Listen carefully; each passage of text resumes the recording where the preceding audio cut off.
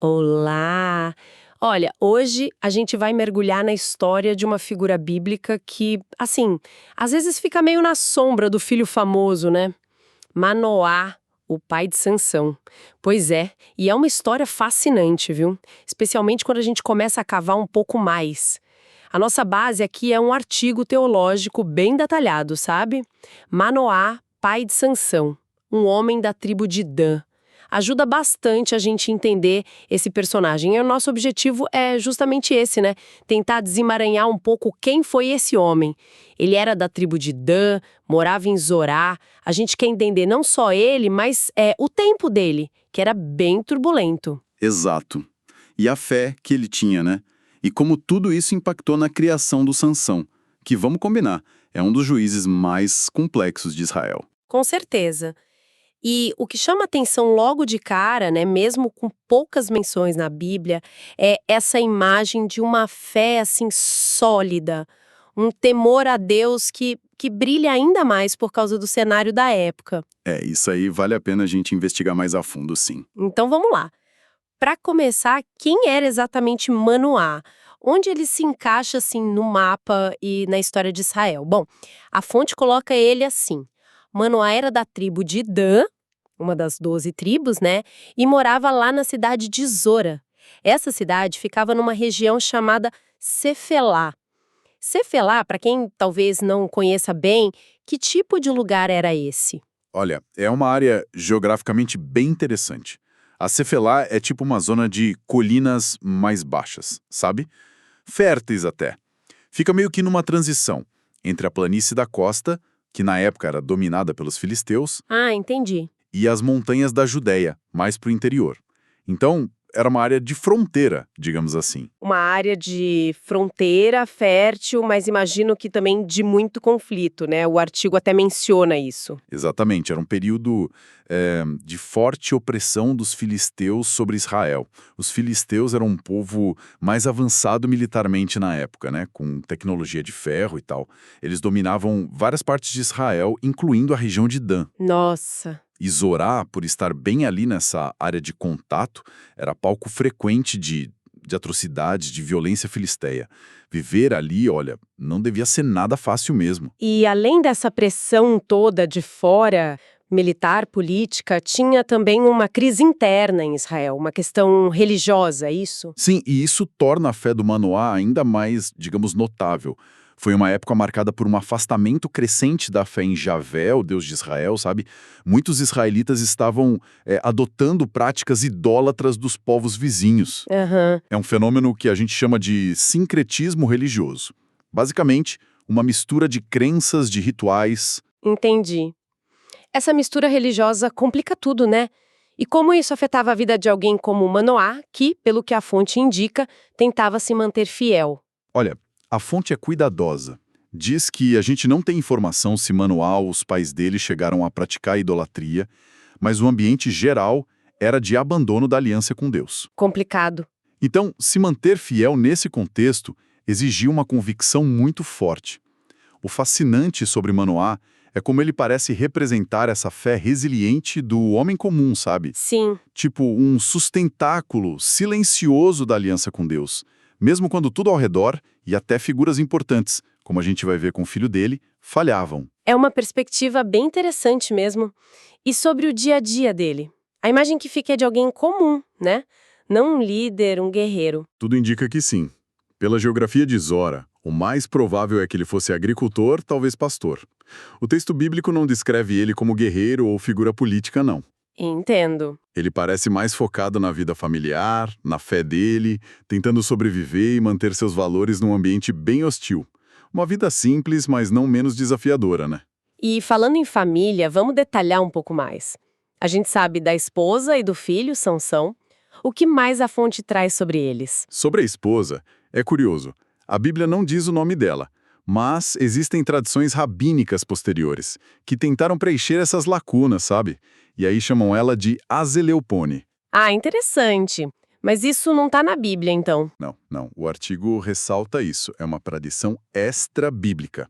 Ela é descrita como uma mulher de origem simples, talvez da tribo vizinha de Judá, e o ponto central sobre ela, no relato bíblico mesmo, é a esterilidade inicial. É daí que parte o milagre todo. Entendi. E Sansão? Bom, aí a gente entra numa figura quase mítica, né? Força descomunal, consagrado a Deus de um jeito especial, mas uma vida cheia de reviravoltas. Sem dúvida. Sansão é complexo demais. Ele foi o 12º juiz de Israel, levantado por Deus especificamente para começar a libertar Israel dos filisteus. A força dele era sobrenatural, né? Ligada ao voto de Nazireu que o consagrou a Deus antes mesmo de nascer.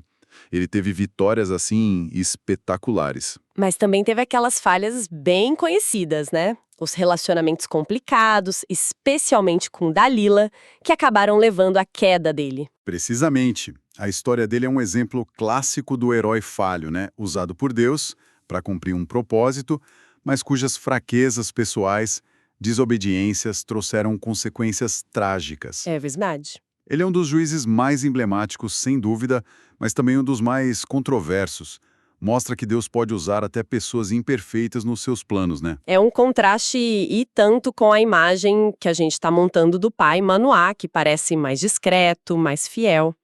A fonte também menciona uma possível filha, Nisian ou Nashian. Sim, menciona. Mas é super importante notar como o artigo faz questão de frisar que isso vem dessas mesmas tradições rabínicas posteriores, tá? Não está no texto bíblico canônico. Ah, ok. Entendido. Para o relato do livro de Juízes, a família nuclear que importa mesmo é Manoá, a esposa e o Sansão. Essa suposta irmã é um elemento da tradição judaica, não da narrativa bíblica central que a gente está analisando. Perfeito. Isso nos leva direto ao coração da história de Manoá em Juízes capítulo 13. O anúncio do nascimento de Sansão. Como esse evento extraordinário aconteceu. Bom, começa com a dor da esposa de Manoá. Ela era estéril. E na cultura da época, isso era visto não só como uma tristeza pessoal, mas quase como, sei lá, uma maldição, um desfavor divino. Pesado, nesse contexto, um anjo do Senhor é aquela figura misteriosa que aparece em vários momentos-chave no Antigo Testamento, aparece primeiro para ela, sozinha. E a mensagem deve ter sido impactante, imagino. Totalmente. O anjo anuncia que ela, a mulher estéril, ia conceber e ter um filho. E não só isso, esse filho seria um nazireu de Deus desde o ventre. Nazireu. Esse é um termo-chave aqui. O que significava exatamente essa consagração? O voto de nazireato era uma forma especial de consagração a Deus. Podia ser temporário, ou, no caso de Sansão, para a vida toda. Implicava seguir regras bem específicas, sabe? Que separavam a pessoa para um propósito divino. Era um status de dedicação total mesmo. Nossa, a esposa deve ter ficado em choque.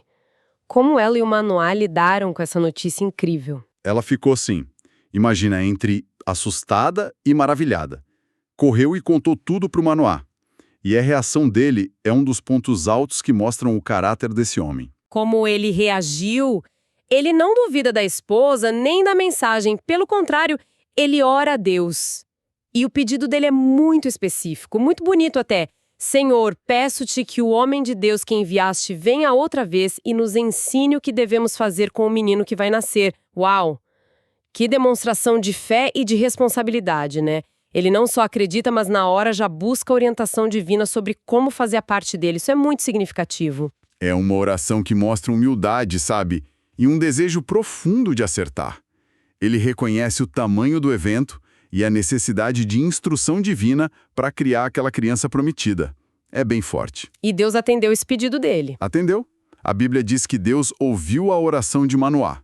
O anjo do Senhor apareceu de novo, enquanto a esposa estava no campo. Ela correu chamar o Manoá. Ah, que bom. E dessa vez o casal se encontra com o mensageiro divino. Agora juntos eles recebem as instruções. Isso.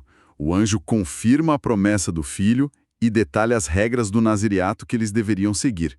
E o interessante é notar que algumas regras valiam primeiro para a mãe durante a gravidez e depois para o filho pela vida toda. Quais eram essas regras principais? As centrais, mencionadas lá em Juízes 13, são a mãe e depois o filho Não devia beber vinho nem outra bebida fermentada, nada de álcool. Certo. Não devia comer nada considerado impuro pela lei mosaica. E, crucial para o Sansão, navalha nunca deveria passar na cabeça do menino. O cabelo dele nunca deveria ser cortado. Entendi. O artigo também lembra outras regras gerais do naziriato que provavelmente se aplicavam, tipo evitar contato com cadáveres, talvez com certos animais impuros, coisas assim. Regras bem exigentes mesmo. Colocavam o Sansão numa categoria muito particular desde o começo. E como foi o resto desse encontro com o anjo? Teve mais alguma coisa importante ali? Sim, o encontro termina num momento ainda mais revelador. Manoá, querendo ser hospitaleiro, honrar o mensageiro sem ainda sacar completamente a natureza divina dele, oferece preparar um cabrito. Tipo uma refeição. Isso. Mas o anjo recusa a refeição e instrui Manoá a oferecer o cabrito como holocausto, quer dizer, um sacrifício queimado, ao Senhor, ali mesmo sobre uma rocha. E eles fazem isso? Fazem. E enquanto preparam o sacrifício, Manoá, talvez sentindo que estava diante de alguém muito extraordinário, pergunta o nome do anjo. A resposta é, enigmática e profunda. Por que pergunta pelo meu nome? Ele é maravilhoso. Maravilhoso. Nossa. A palavra hebraica aqui para maravilhoso, que é pele, é usada em outros lugares do Antigo Testamento para descrever a própria natureza de Deus, como lá em Isaías 9.6, sabe? Incrível. Então ali a identidade do anjo começa a ficar mais clara para eles. Exatamente.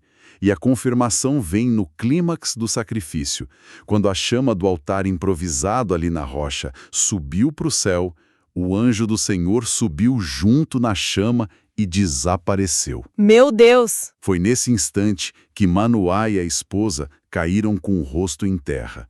Entenderam na hora que não tinham visto só um anjo, mas tinham testemunhado uma teofania, uma manifestação do próprio Deus. Uau, deve ter sido aterrador e maravilhoso ao mesmo tempo. Imagina o peso dessa revelação. Com certeza. O temor tomou conta deles. Tanto que Manoá diz para a esposa, certamente vamos morrer, pois vimos a Deus. Que medo. Mas a esposa, talvez mais pragmática ou mais confiante na promessa, responde, olha, se o Senhor quisesse nos matar, ele não teria aceitado o nosso sacrifício, nem teria mostrado tudo isso para a gente, nem teria revelado o que acabou de revelar. Eles entenderam a grandeza, mas também a graça do momento, né? Faz sentido. E claro, depois de tudo isso, a promessa se cumpriu. Sim. O texto continua dizendo que a mulher deu à luz um filho e chamou ele de Sansão. O menino cresceu e o Senhor o abençoou. E embora a vida do Sansão tenha sido marcada por impulsividade, erros, a famosa traição de Dalila, Pois é. ele cumpriu aquele propósito divino inicial de começar a libertar Israel, né? Causou derrotas bem significativas aos filisteus. Depois desse evento todo, a Bíblia volta a mencionar Manoá. O que a gente sabe sobre o fim da vida dele? A figura do Manoá só reaparece no texto bíblico lá no finalzinho da história de Sansão, em Juízes 16, depois que o Sansão derruba o templo filisteu sobre ele mesmo e os inimigos. Sim, a cena trágica final. O versículo 31 diz que os irmãos dele e toda a casa do pai desceram, pegaram o corpo dele e o sepultaram entre Zorá e Estaol, no túmulo de Manoá, seu pai. Então isso nos diz duas coisas importantes. Que Manoá já tinha morrido antes de Sansão. Provavelmente sim. E que existia um túmulo da família naquela região onde pai e filha acabaram sendo enterrados. Fecha o ciclo, né? Exatamente. Mostra essa continuidade familiar e o lugar de descanso final dos dois. E falando em descanso, o artigo destaca o significado do nome Manoá. Isso adiciona mais uma camada interessante à história, né? Adiciona, e muito. O nome Manoá, em hebraico Manor, significa literalmente descanso, repouso ou lugar de descanso. É um nome que sugere paz, tranquilidade. Que contraste poderoso, um homem chamado Descanso vivendo numa das eras mais turbulentas da história de Israel, antes da monarquia, sob a opressão estrangeira, com o sincretismo religioso comendo solto. Pois é. E ainda por cima sendo pai de uma figura tão explosiva, tão cheia de conflitos como Sansão. É quase irônico. É uma ironia fascinante, né? Esse detalhe do nome nos faz pensar, será que o nome refletiu um desejo dos pais por paz? Ou talvez uma característica da personalidade do próprio Manoá, uma busca por estabilidade no meio do caos. Ou quem sabe? Ou, quem sabe, uma ironia divina mesmo. Um descanso que gerou uma tempestade necessária para abalar a opressão filisteia. A gente não tem a resposta, claro, mas essa tensão entre o nome e a realidade é muito, muito sugestiva. Essa jornada toda, desde o anúncio até o fim da vida de Manoá, nos mostra um quadro bem consistente dele, não é? Quais seriam, assim, os traços essenciais que definem essa figura? Acho que a gente pode destacar alguns pontos-chave, sim. Manoá era um homem comum, né? Da tribo de Dan, vivendo em Zorá num tempo de muita dificuldade e opressão filisteia, crise de fé em Israel. Apesar disso tudo, ele é apresentado como alguém temente a Deus, fiel, casado com a Halelépomi, pelo menos esse é o nome tradicional, que era inicialmente estéril. O ponto central da história dele é aquele encontro com o anjo do Senhor, que a gente entende como uma teofania, anunciando o nascimento milagroso de Sansão e dando instruções divinas bem claras sobre como criar ele como nazireu. E a reação de Manoá é o que se destaque. Ele busca orientação, ele obedece às instruções junto com a esposa, demonstra fé, responsabilidade, mesmo diante de algo tão extraordinário e, imagino, assustador. Exato. E a vida dele, marcada por essa fé talvez mais quieta, mais consistente, contrasta demais com a trajetória do filho Sansão, É verdade. que foi cheia de poder divino, mas também de paixões humanas, erros, violência e um fim trágico, né? Mesmo que cumprindo um propósito divino contra os filisteus. Manoá, o descanso, parece ser esse pano de fundo de estabilidade para a história tão turbulenta do filho. Essa dinâmica complexa deixa a gente com muito o que pensar, né? O que a história de Manoá, esse pai fiel meio nos bastidores, pode nos provocar a refletir hoje em dia? Olha, eu acho que a história dele levanta questões bem profundas sobre o valor e o impacto da fé e da obediência vividas longe dos holofotes, sabe? Especialmente em tempos de crise, seja pessoal ou coletiva, como essa dedicação de pais como Manoá e a esposa dele, em seguir orientações que eles acreditavam ser divinas, mesmo para criar um filho destinado a um caminho tão complexo, tão controverso. Como isso ressoa hoje? É uma pergunta muito pertinente, especialmente quando a gente pensa na responsabilidade, na fé diante do desconhecido e nesse mistério de planos que parecem maiores que a gente, né?